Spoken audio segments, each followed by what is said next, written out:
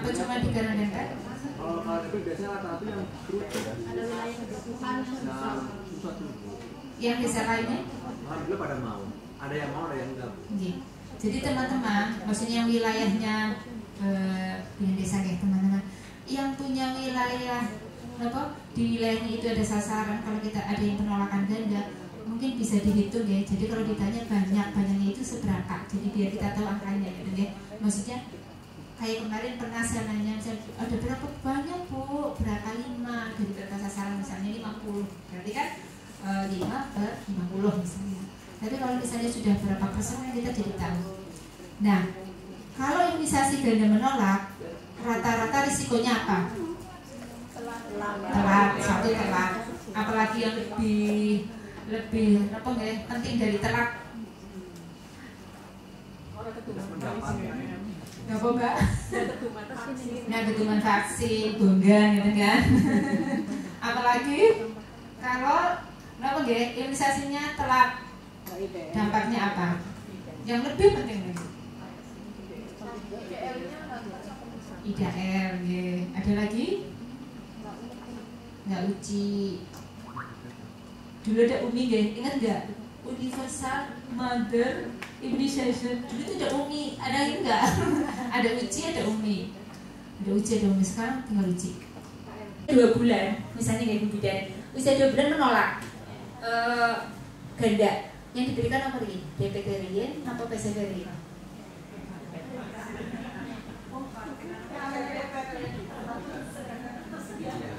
Misalnya, ceritanya misalnya vaksinnya ada DPT, berarti PCV-nya bulan depan. Nah, bulan depan kan jatahnya DPT 2 dan PCV 2. Terus bagaimana?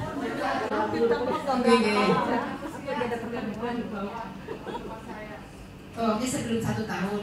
Ya, betul. Misalnya ada bayi baru datang. Aku kan masih membayar bu, ada setahun ini. Akhirnya saya DPT dulu, obesitas sudah 9 bulan. DPT sampai selesai kecuali lontar sama yang ini selesai. Karena saya masih bisa. Berarti nggak IDR deh? Banyak kah? Desa ini puskesmas Budi, larangan. Berapa dari sasaran? Kalau saya dilarang 329. Yang seperti itu? Yang menolak sampai 50 itu malah akhirnya penyakit menular. Materi tentang imunisasi ganda mungkin teman-teman Korim mengedukasi lagi, terutama pada desa-desa yang banyak penolakan imunisasi ganda. 1 kan kerjanya Bu Bidan jadi tambah panjang kan, yang harusnya usia 4 bulan sudah selesai, kalau vaksinnya ada maksudnya 4 bulan sudah selesai, ternyata harus molor-molor satu dosisnya 1 juta. 1 juta 1.750.000 itu kalau imunisasi di dokter spesialis. Itu Mbak Dini punya contoh seperti itu, dia mau imunisasi setelah dia sakit. Jadi anaknya sakit apa Mbak Dini? Jantung. Baru dia rekomendasi dari dokternya untuk imunisasi PCV, baru dia butuh, dia ke puskesmas. Tapi usianya sudah di luar program karena lebih dari 5 tahun, ya otomatis kita tidak bisa memberikan di luar program kan? Itu vaksinnya vaksin program, akhirnya harus mandiri. Setelah sakit baru butuh, ya kan? Mungkin itu nanti bisa jadi senjata Mbak Nini untuk mengedukasi ya. Kalau sakit baru butuh, ya COVID ya. Kalau COVID setelah butuh mau perjalanan baru mau berubah. Sampai sekarang saya masih didatangi Mbak Nini. Teman-teman juga nggak benar? Sudah nggak ada. Kadang saya tanya, Mas dari dulu kemana? Pas imunisasi kemana gitu kan? Sekarang setelah mau kerja baru butuh baru datang. Okay. Nah ini tuh tempat pelayanan imunisasi. Sudah tahu semua ya, ada rumah sakit, puskesmas. Di sini juga ada pelayanan swasta, bidan praktek, dokter praktek, kemudian rumah sakit swasta, posyandu, sekolah. Ini sampai ini indikator tahun 2024. target kalau kita lihat nih 2024 targetnya ini. Kemudian capaiannya ini tingkat nasional. Ini tingkat nasional nih. Berdasarkan ASIP. Nah, ini ada kalau di tingkat pusat ada angka kombinasi. Jadi angka kombinasi itu mereka mengkombinasikan antara capaian ASIP dan manual. Jadi teman-teman nanti setiap bulan jangan lupa harus mengisi link yang Kemenkes ya. Itu setiap bulan wajib nih. Jadi setelah ngisi yang dari spreadsheet-nya dinas, nanti teman-teman langsung ngisi yang Kemenkes gitu ya. Karena tahun kemarin angka yang ada di link spreadsheet dengan angka yang masuk ke Kemenkes itu berbeda. Selisih 1.000, bagi saya 1.000 itu lumayan banget ya. Jadi akhirnya Kabupaten Brebes itu masuk kabupaten yang zero dose-nya tinggi, padahal sisinya 1.000. Saya sampai Mbak Rini, ini angka dari mana? Itu dari teman-teman yang dikirim lewat link. Jadi pikir saya nggak, teman-teman kan ngisi link itu setiap bulan. Terus akhir tahun kan kita ada validasi, ingat dan banyak teman-teman yang revisi. Ternyata ada yang laporan belum masuk. Kemudian direvisilah atau ditambahkan di bulan Desember pas validasi. Nah, akhirnya angkanya berbeda baru ini. Selisihnya 1.000. Emang kan deh. Aduh, akhirnya Kabupaten Brebes jadi ranking 2, zero dose-nya tertinggi tingkat provinsi. Nomor 1 Cilacap. Yang teman-teman isi itu lewat link yang Kemenkes itu. Jadi hati-hati dia pastikan angka yang dimasukkan ke link itu sama dengan yang ke spreadsheet kabupaten. Jadi biar kalau misalnya ada revisi, deh bulan depannya diisi ditambahkan di tingkat kementerian. Beberapa kali kita terbaik ya 10 besar nasional juga, nomor 1 di provinsi juga penginputannya. Hasilnya kan kualitas kita itu ya kuat, cuma tidak konsisten, tidak setia terhadap panggilan jiwane.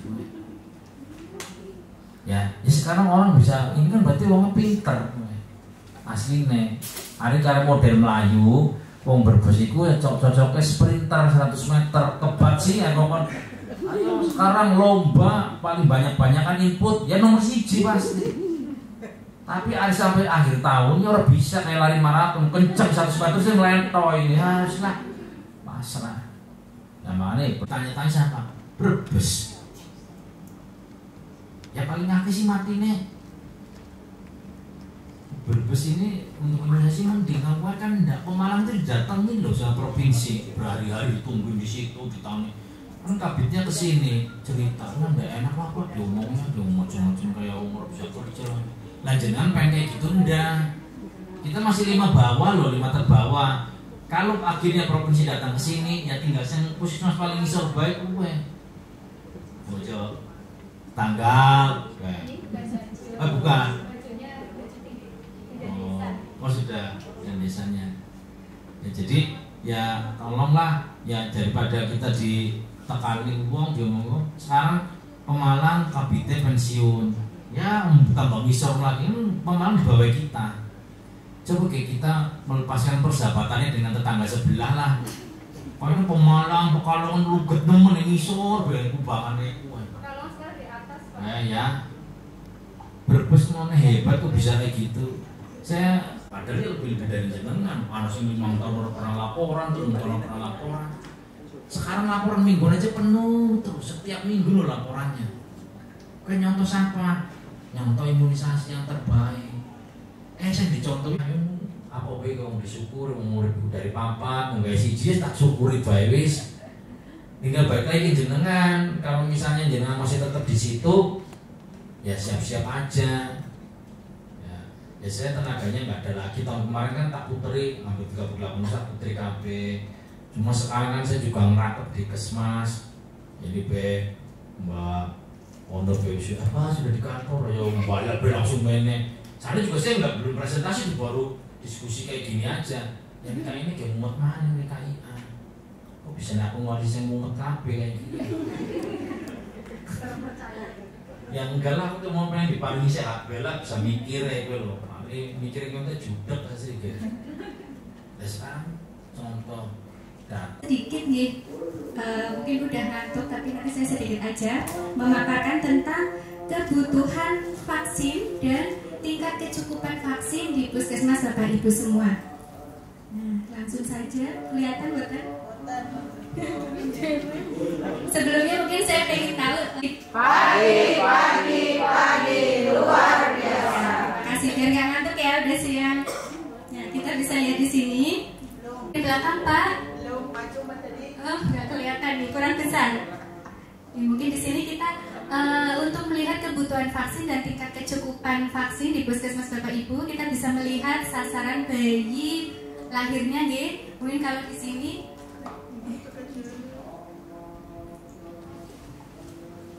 Bentar Kawung, di sini kita lihat bersama sasaran bayi lahir ada 651, kemudian sasaran surviving infantnya 784. Ini data dari Kesga, kemudian dari PKU sejumlah 98. Saya menarik data Smile kemarin, cuma tadi pagi jam 7 kita update ulang ya, kita melihat saling cross check nih Pak, maksudnya benar nggak realnya hepatitis sejumlah 98. Sesuai nggak? Ini saya tarik data dari Smile, realnya segitu Pak? Ngecek dulu ya. Oh iya, mudah-mudahan sesuai ya, Smile-nya sudah diupdate. Kemarin sudah saya woro-woro, maksudnya biar data yang ada di Smile itu sesuai real yang ada di puskesmas.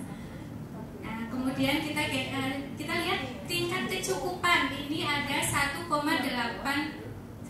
artinya cukup gitu untuk kebutuhan 1 bulan lebih. Terus didapat kebutuhan per bulan 9 gitu. Sedangkan stok BCG di Bantar Kampung 1.300, sesuai Pak sama Smile. Bisa lihat, belum dikeluarin. Ini hari terakhir nih, maksudnya tanggal 30 di bulan April. Nanti minta tolong di update lagi.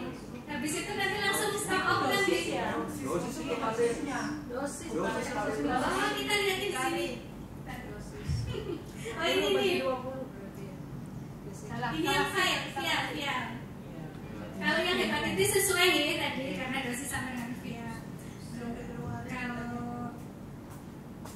kita lihat Bantar Kampung, kita lanjut. Itu Mbak Bona berarti cara membacanya. Berarti 7,2 apa artinya? Jadi 7,2 bulan artinya. Jadi stok sekarang, stok 65 itu dengan perkiraan penggunaan vaksinnya itu 1 bulannya 9, ini menggunakan IP rata-rata itu IP-nya 6.